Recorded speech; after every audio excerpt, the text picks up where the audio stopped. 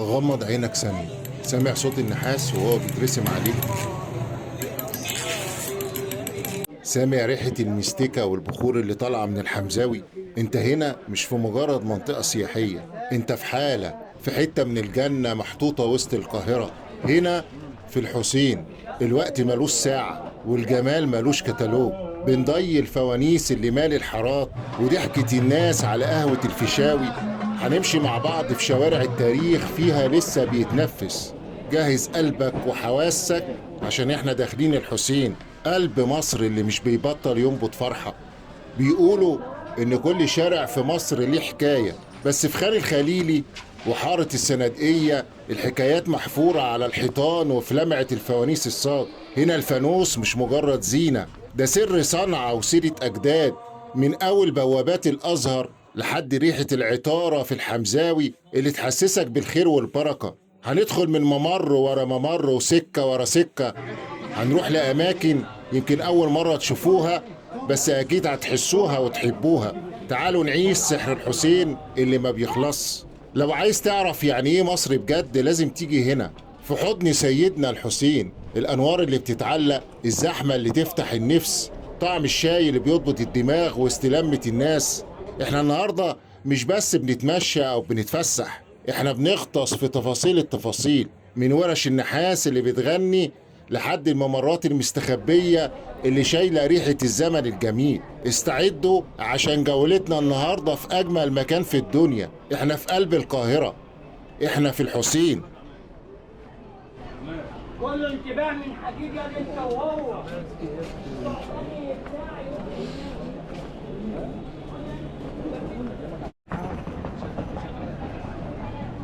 ارفع عينك فوق، انت هنا في حضرة أعظم لوحة معمارية في العالم، شارع المعز، المكان اللي الحجر فيه بيتكلم فن.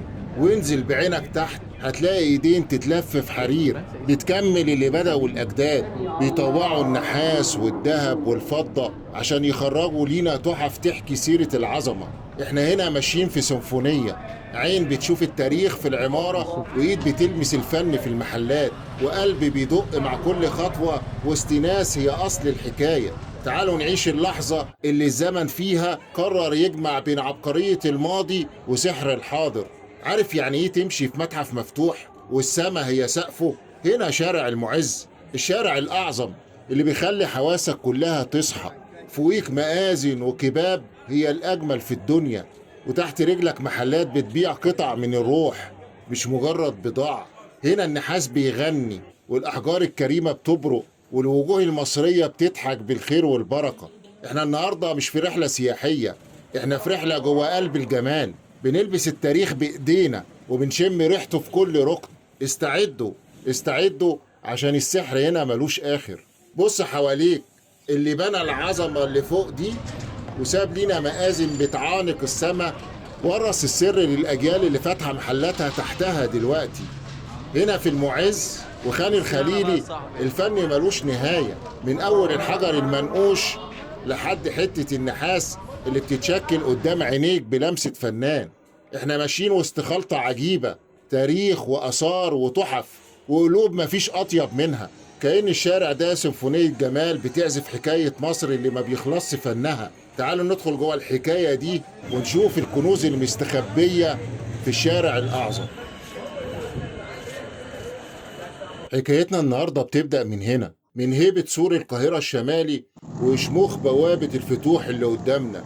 البوابة اللي كانت شاهدة على دخول جيوش وخروج سلاطين، وهي المدخل لواحد من أعظم شوارع العالم. ومن هنا، من عند بوابة المتولي وسور القاهرة الجنوبي، بتنتهي حدود الحكاية.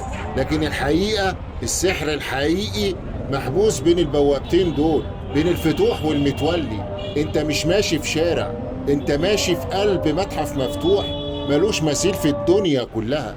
هنا كل حجر ليه تاريخ، وكل مأذنة بتعانق السما بتحكي قصة عظمة العمارة الإسلامية اللي ما يغلبهاش الزمن.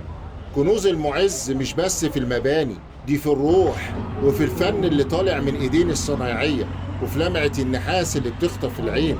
تعالوا بقى ناخدكم في رحلة سريعة بين البوابتين ونشوف أماكن يمكن لأول مرة هتشوفوها. اجهزوا، احنا في شارع المعز.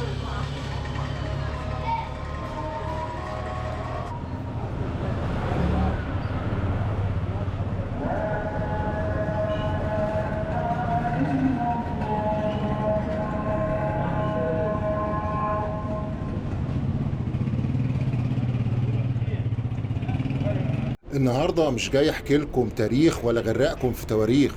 النهارده انا جاي اشاور لكم بس على الجمال، ونشم ريحة العظمة مع بعض، والحواديت التقيلة ليها وقت تاني. بصوا معايا كده، ده جامع الحاكم بأمر الله، المآذن بتاعته لوحدها حكاية. تعالوا نخطف نظرة على هدوء وجماله من جوه.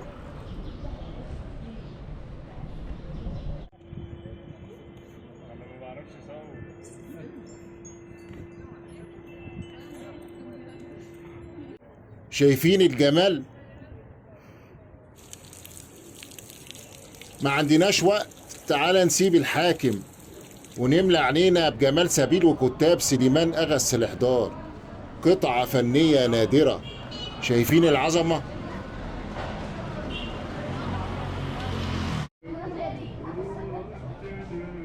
واحنا ماشيين لازم نكسر شمال على الضرب الأصفر، الشاهد الحي على سحر حواري القاهرة. شايفين مشربيات بيت السحيمي؟ كأنها دانتيل منحوت في الخشب، لوحة هندسية مفيش زيها في الدنيا.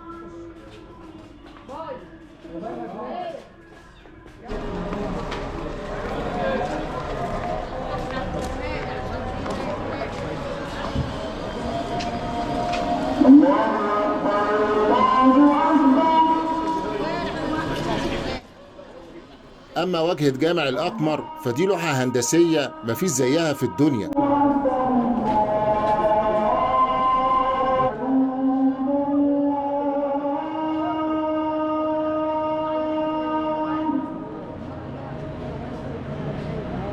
بصوا فوق، شايفين الحمام؟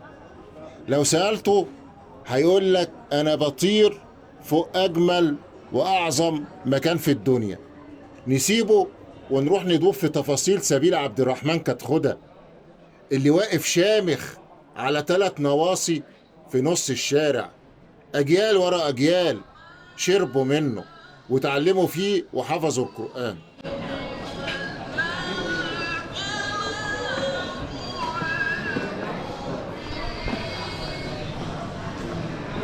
بصوا هناك، ده قصر بشتاك. أما هنا مآذن جامع برقوق ومآذن الناصر محمد بيعانقوا السماء.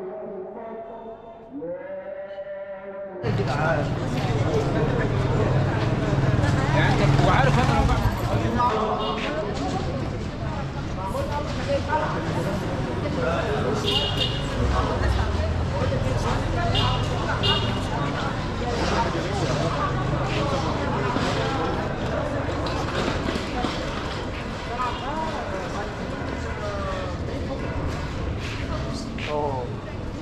وقدامهم سبيل محمد علي، تحف فنية ملهاش مثيل.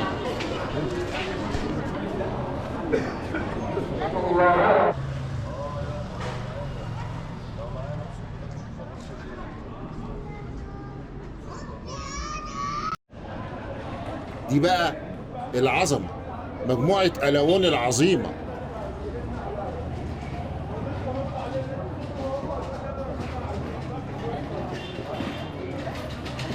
وقبل ما نخلص لازم عينينا تقع على مجموعة الغوري وهيبتها. مجموعة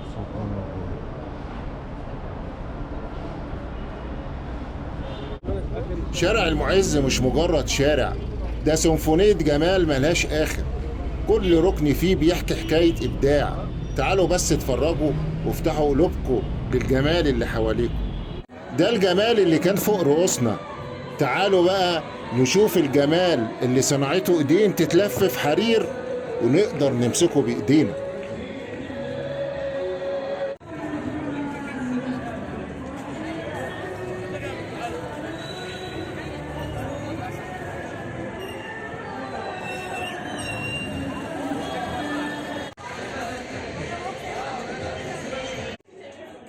ده الخاتم اللي دول كنت هعمله باي باي برضه.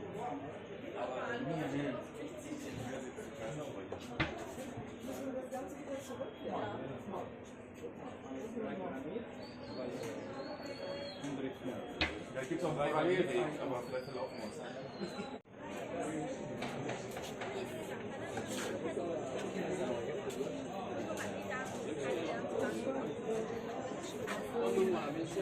بس الجمال هنا مش بس في المآذن والكباب، الجمال الحقيقي في الروح اللي بتدب في الشارع أول لما الشمس تغيب والأنوار تنور. انزلوا معايا بقى من هيبة التاريخ لضحكة الناس. شايفين المحلات اللي فاتحة حضنها للكل والتحف اللي بتلمع وكأنها لسه طالعة من إيد الفنان حالا.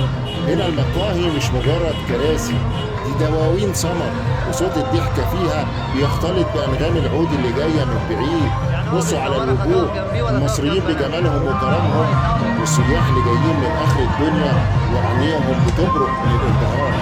هنا الكل بيدوب في خلطة واحدة اسمها بهجة المعز. الناس هنا مش بس ماشية، الناس هنا بتتمايل على سيمفونية الشارع بين ريحة البخور وطعم الشاي وصوت يا فتاح يا عليم من الصنايعية. تعالوا نتمشى وسط الزحمة اللي تفتح النفس ونعيش ليلة من ليالي القاهرة اللي ما بتنامش، ونشوف ازاي التاريخ لسه عايش فينا ومعانا في كل ضحكة وكل سلام.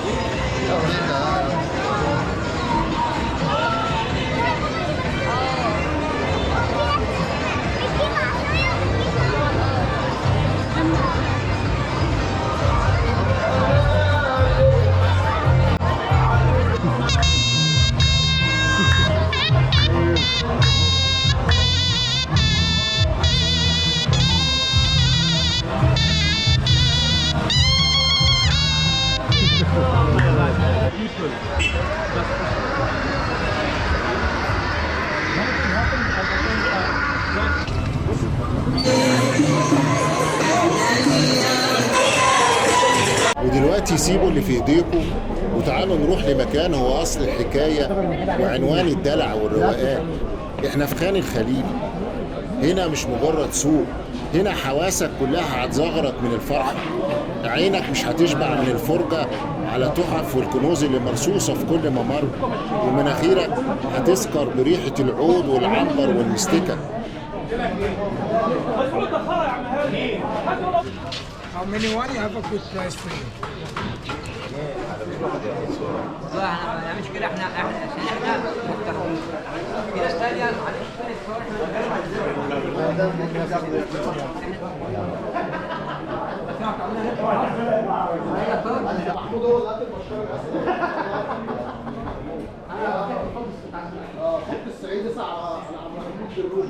ايوه هي هتنزل هنا الصوره دي هنا في مصر. عندكم مش مشكله، مش مشهور عندهم. الاسم بتاع مشهور ازاي؟ مش حاطين حتى في الصور. لا تعالى ما نزل.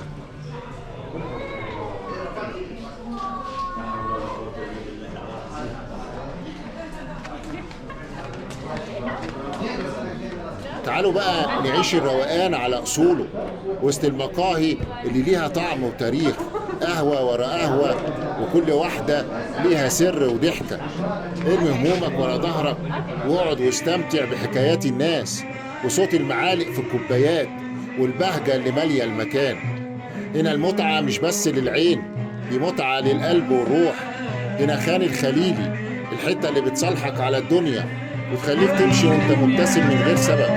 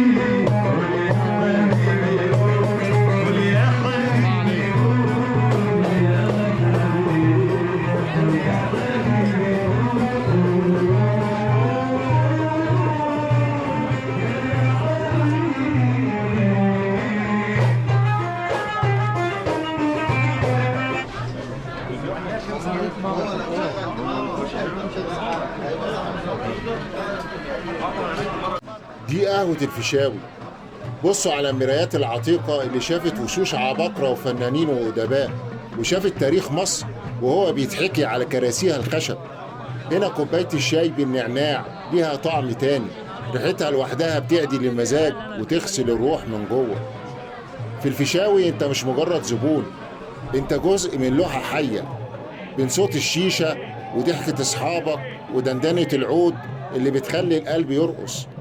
هنا الروقان مش كلمة بتتقال، ده إحساس بيتملكك وانت قاعد في حضن التاريخ، بتشرب شاي وبتتأمل في جمال الدنيا.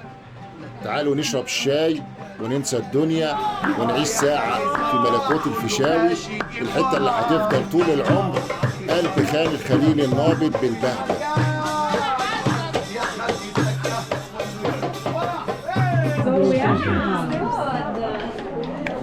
So you never, you will.